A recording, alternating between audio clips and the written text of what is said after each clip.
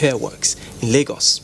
On Panorama today from the Lagos Network Center, we shall be looking at the level of work done in relation to its anticipated social economic impact on the states and residents. I am Dotun Ogmiemi. I will be right back.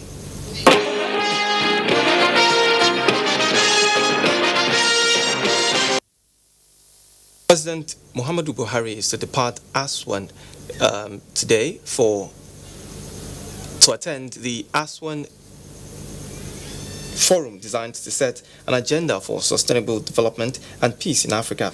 The initiative is being launched by Egyptian President Abdel Fattah el-Sisi in his capacity as the chairman of the African Union and as an advocate of post-conflict resolution and development in Africa.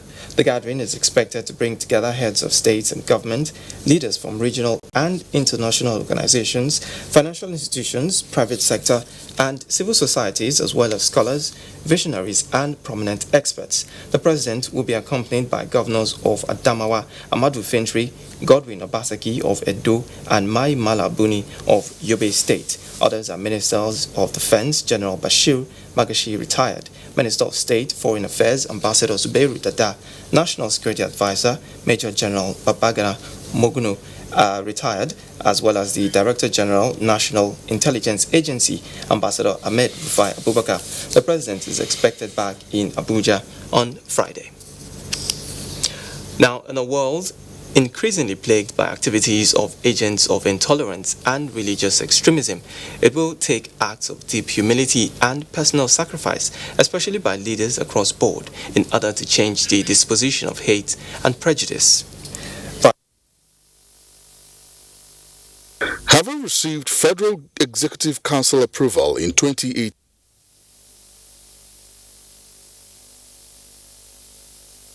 as President noted, rests squarely on leaders, especially religious and political leaders, and the elites in nations and communities.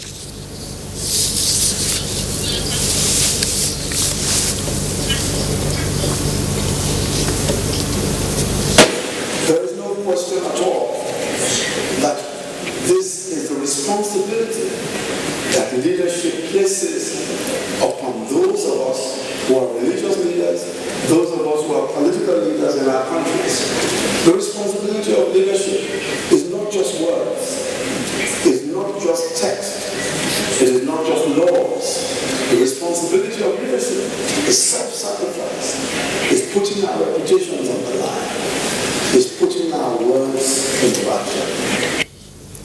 And comment and globalization can be used in promoting hate and intolerance. The Vice President said leaders who exemplified selflessness and love are better positioned to reverse the negative trend.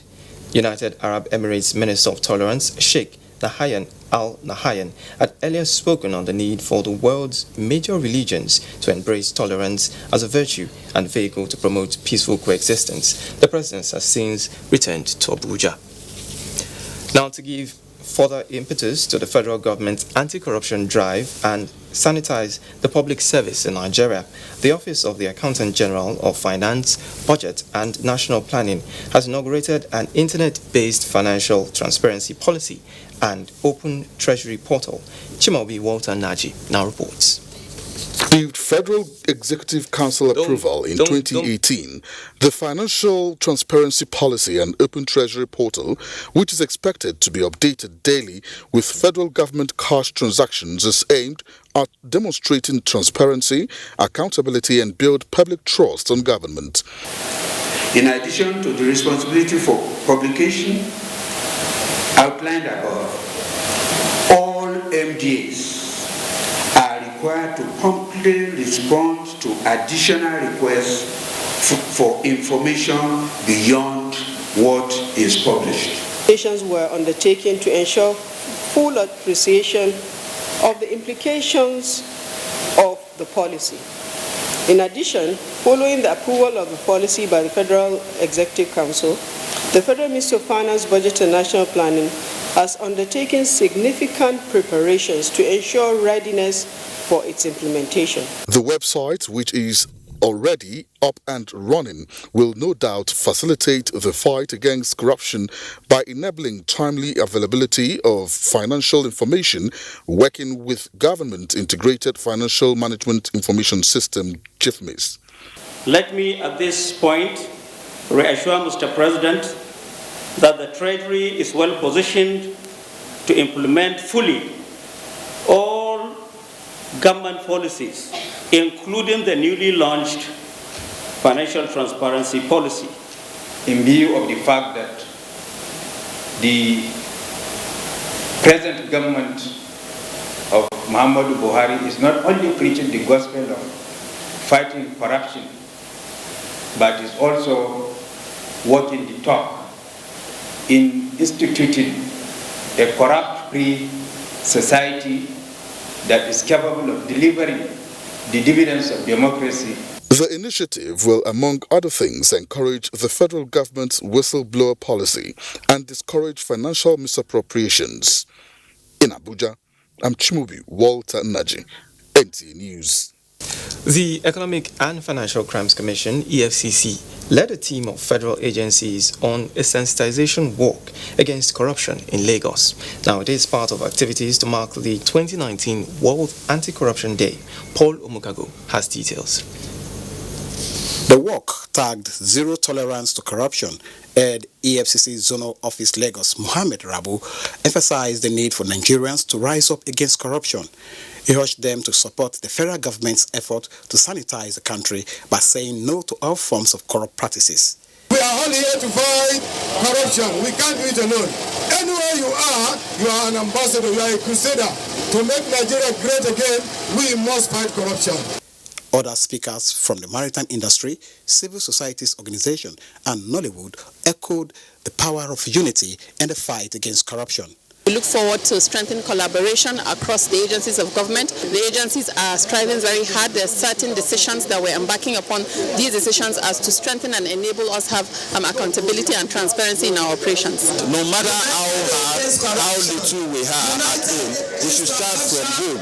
We need it not only today, not only tomorrow, but it should be a continuous process. This will lead to our economic recovery. The work started from the EFCC office at Kogi through Kefi, Obalende, Igboshere, Freedom Park, and back to the EFCC office. The International Anti-Corruption Day has a global team united against corruption. In Lagos, Paul Omukago, NTA News. Now, the huge investments put into maintaining road infrastructure across Lagos is geared towards achieving several goals, among which is creating better motoring experience. And this report highlights ongoing remedial efforts in the state. The numerous rehabilitation and reconstruction works underway on federal roads in Lagos is visible as long stretches of roads have turned construction sites with earth-moving equipment and men working day and night, leaving motorists to bear the brunt of traffic. Though they're trying to find a lasting solution, but what I'm going through here, you know. We thank them for what they are still doing at the moment. We appreciate everything, but we still beg for more.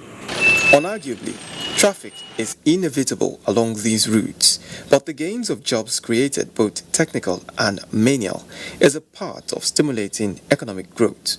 Some bridges where work are being carried out include Domalong, Ujuelegba, Eco Bridge, Independence Bridge, as well as Ijora Apapa flyover. Work on Falomo Bridge is however yet to commence, while the contractors are moving to the second phase of the third mainland bridge repair works. The first contract is the one for the reinforcement and the jacketing of the abutment of the ring road going to third mainland bridge that is already completed. Remain to change the bearings of the bridge and the joint on top of the bridge. With the pace of work set to guarantee timely delivery of the project, the difficulties experienced by motorists will soon be a thing of the past. Now joining me in the studio to talk more on this is the Federal Controller of Works in Lagos, Adedamola Kuti. Thank you for joining us, sir. Thank you for having me. Now, sir, some of these roads have been on for quite a while now. Is there an assurance that they will be delivered on time? Oh, sure. They'll be delivered. All the projects, some of them have reached advanced different stages, but there are some very peculiar ones that have reached commendable levels. And we hope to deliver those roads. Now, the third mainland bridge seems to generate a lot of interest when we talk about repair works in Lagos. What is the latest on the expected changing of expansion joints and other works along that bridge? Yeah, you'll agree with me. Like the last time I was here, I mentioned to you that we're expecting our materials, but as we speak, all the materials required for the replacements of those expansion joints are already in the country.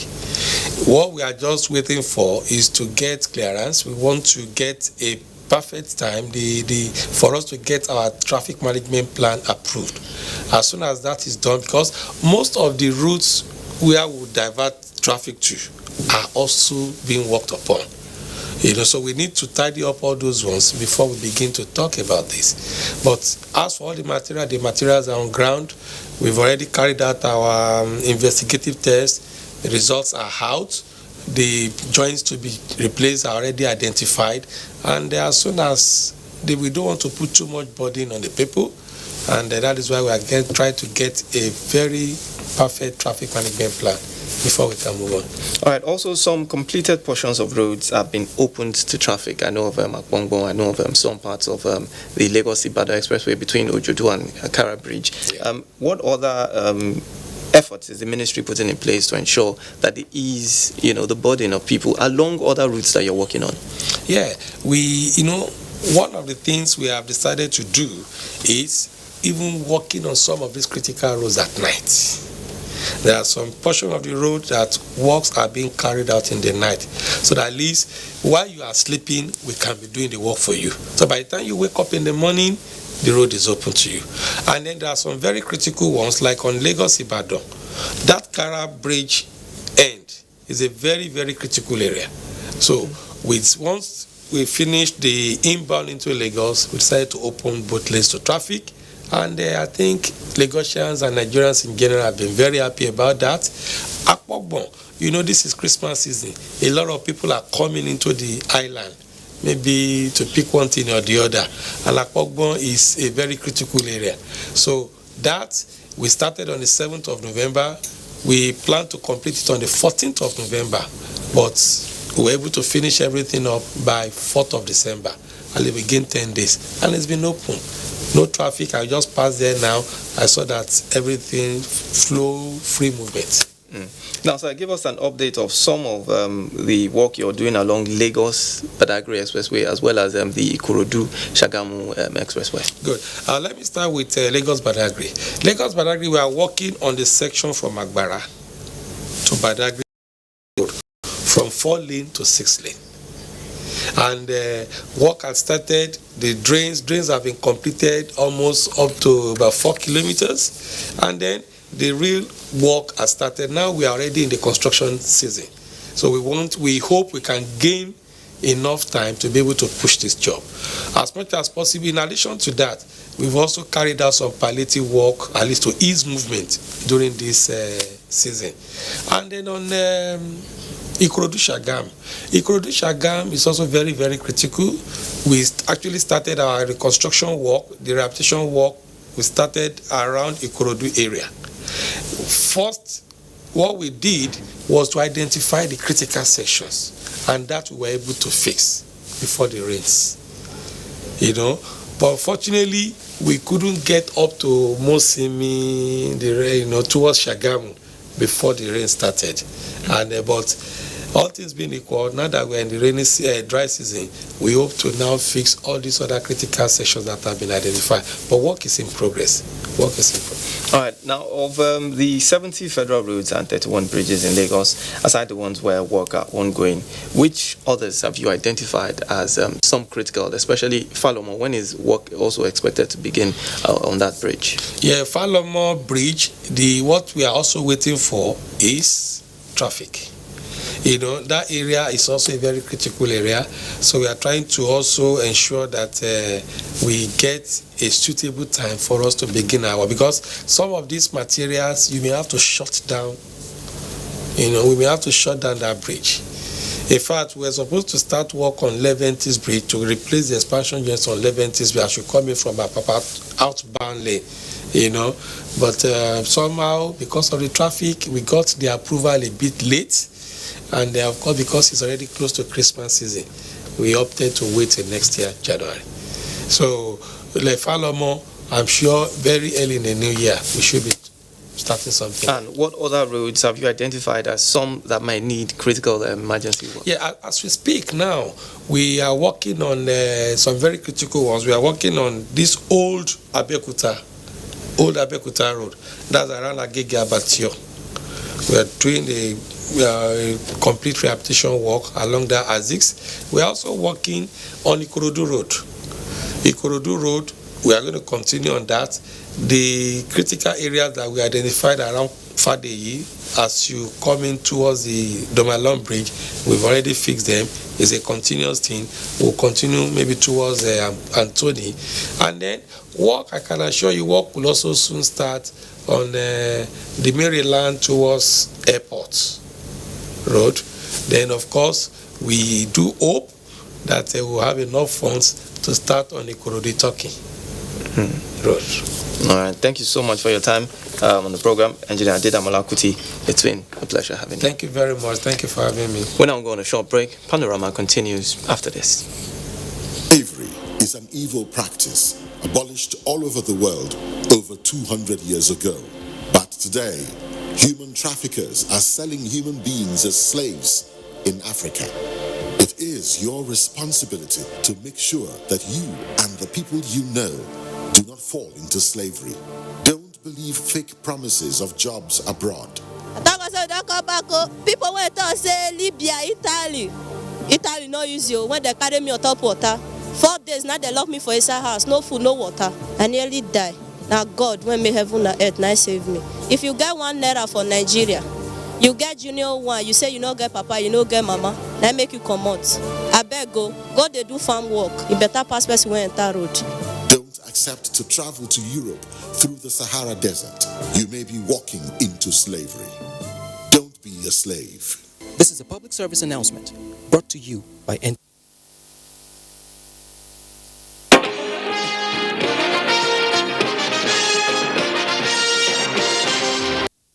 Glad to have you back.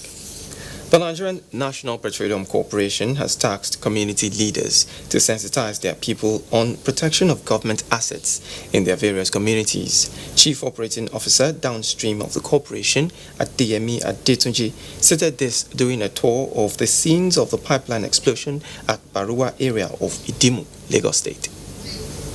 Adetunji, who led security operatives and community leaders to assess the site of the explosion, which occurred on Thursday, 5th of December 2019, warned citizens not to encroach on lands belonging to the NNPC. He commended security operatives and other emergency agencies for their quick intervention, which prevented the escalation of the situation, and charged community leaders to be more vigilant while collaborating with security personnel in the dissemination of information to avert future occurrence. Also, the local security people as well for the community can also see what's going on, and they can also further inform us. We are also putting in place intelligence architecture as well to ensure that, like you said, we also get information to know when these people are about to do something, so that we can also nip that in the bud. And look at that right away in terms of the pipeline integrity. We're also appealing, to the residents here, the community leaders, religious leaders, to ensure that they also protect our pipelines. The Nigerian Security and Civil Defense Corps and other related agencies used the opportunity to warn pipeline vandals to desist from the acts or face the full wrath of the law. Men are always on ground, 24 hours. They don't slack. They are armed to the teeth. If you are not here, they won't be able to tell me that there is a place leaking. Protection of critical infrastructure like the pipeline is a civic responsibility of all Nigerians. So anybody that tampers with such a critical infrastructure is seen to be a vandal and an economic saboteur. I don't have member that is a vandal. But the problem in Nigeria of today is that most of filling stations, they have their own tanker that they are using for vandalism. The Nigerian National Petroleum Corporation says the incidents will not affect the consistent supply of adequate petroleum products to Nigerians throughout the Yuletide. Now, in living up to its mandate of eliminating criminal activities on the nation's waterways, the Nigerian Navy ship Beecroft Apapa has arrested a vessel carrying 370 metric tons of automotive gas oil, popularly known as diesel. The arrest was made possible by continuous monitoring of the vessel through the Navy's Maritime Domain Awareness facilities. Daily, the Nigerian Navy is constantly beaming its searchlight on the nation's territorial waters to check and counter criminality. These efforts have over the years produced results, and yet another was made 77 nautical miles southwest of Lagos Fairway Buoy on the 2nd of December with the arrest of MV Team Begele without valid approval for 370 metric tons of diesel. We dispatched one of Nigerian Navy vessels, NNS Unguru, to intercept her and interrogate her. More so, the product on board could not be substantiated as to the genuineness and approval to have the product on board. In a similar manner, the base carried out a 2-day operation on the Atlas Cove Island from 4th to 5th of December 2019, based on credible intelligence. And during the raid, the base discovered that there were several illegally constructed shacks containing empty jerrycans. From that operation at the Atlas Cove, 33,250 empty 25-litre jerrycans were recovered. And to put it in monetary terms, the nation would have lost 120,531,250 naira if these jerrycans had been filled with petrol. The Navy says it will continue its investigation of the arrested vessel while assuring of effective security for legal maritime trade. The Federal Ministry of Youth and Sports Development reiterates commitment to Catch Them Young program. Olumide Eguntola is our guide on sports update. The Minister of Youth and Sports Development, Mr. Sunday Dari, visited young gymnasts within the age of 3 to 12 years old at the Go project in the main bowl of the Moshood Abiola National Stadium to encourage them as they competed in the finals of the Tony International Gymnastics Championship. The minister, who expressed his pleasure at seeing committed young gymnasts, said they are Nigeria's hope for gymnastics in the future. Embattled President of Athletics Federation of Nigeria, Ibrahim Gusso, has called for dialogue over the lingering crisis in the federation, which led to his purported suspension by some board members after a meeting in Abuja. Gusso, who spoke in Lagos, maintained that it is only in a peaceful atmosphere that the 2 gold medals targets from the 2020 Tokyo Olympics, as well as meaningful development, can be achieved. I really call and I'm open to resolution, I'm open to discussions. However, I am an advocate of doing things right. The latest crisis in the Athletics Federation of Nigeria reversed round an undisclosed $150,000 which surfaced after the ministry refunded an overpayment to the International Association of Athletics Federations. Cyclists from 14 states of the Federation competed for 3 medals in Masters Road Race, flagged off by the representative of Kwara State Governor. At the end of the one-day competition, Oyo State Yusuf Olawale emerged as winner in the male category, while Ibrahim Mishola came out as best cyclist among Kwara athletes. The Nigeria Volleyball Federation on Friday in Abuja concluded a 5-day Confederation of African Volleyball CAVB coaching clinic as it intensified efforts at integrating the sport at the grassroots. Where volleyball was in 70s and 80s, we are coming back. So we will conquer Africa. In a related development, in preparation for the Tokyo 2020 Olympic qualifiers, the Technical Committee of the Nigeria Volleyball Federation have invited 12 male and female beach volleyball players to camp in Kaduna. The men and women teams are expected to feature at the Zone 3 qualifiers scheduled to hold in 2 phases. With sports update, Olumide Eguntola, NT News. And that's our beat on Panorama from the Lagos Network Center. Many thanks for watching. Good afternoon.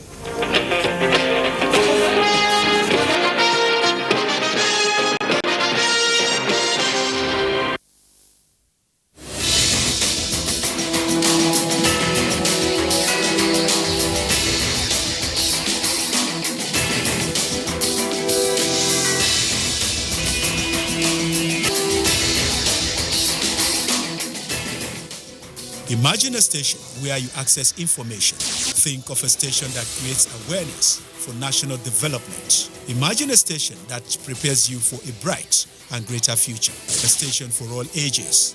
Documentaries, classroom and television, events coverage, children's programs and variety shows.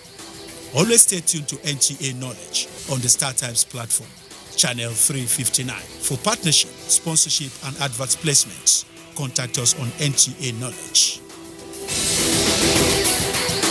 NTA Knowledge, learning to broaden horizon. Today's growing trend is the beard. This facial hairstyle is common amongst the youth and the middle age all over the world. What is fashionable about the beard? It's just a personal thing. As you grow up, you continue to find those things that make you look the way you want. Maybe you're copying somebody's your role model, you just want to be like the person. It's just a personal thing. And I'm somebody who don't like shaving. I don't like going to the barbing salon always. So this is the easier way I can stay out going to the barbing salon. I just woke up one day, just changed my attitude of keeping beards, and I love it. From the start, I come from who keep beards, so I don't know. Since I'm a fashion designer, I don't have anything to do with fall, so I believe keeping beards is just a lifestyle. It's just a design. It's a thing I like. Facial hair gives the men the opportunity to express their looks of whom they are and how they want to be perceived by others.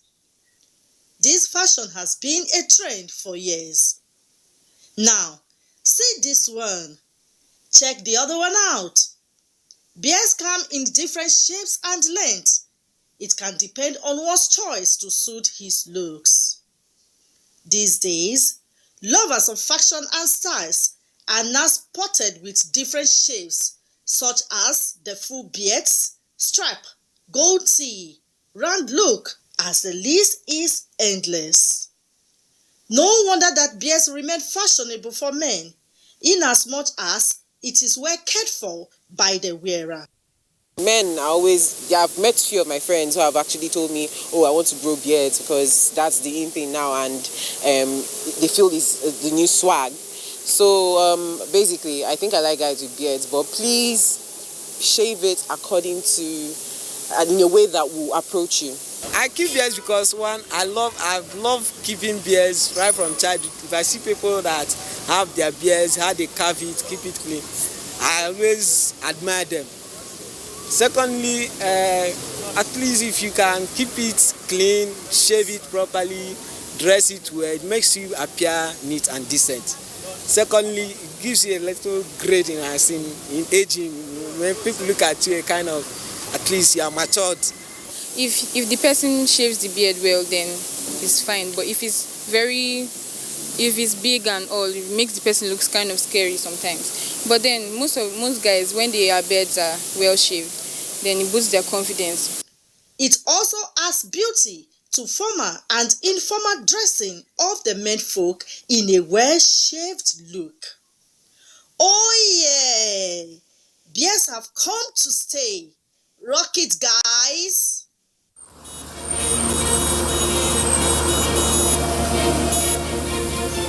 Lives are in your hands while you drive.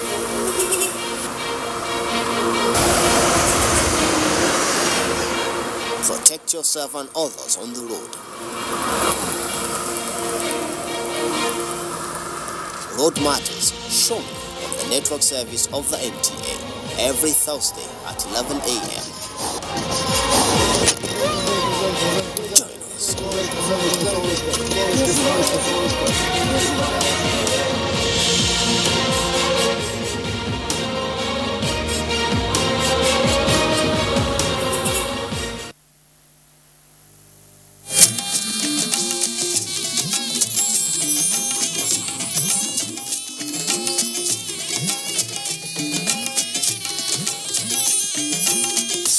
This is the network service of the NTA.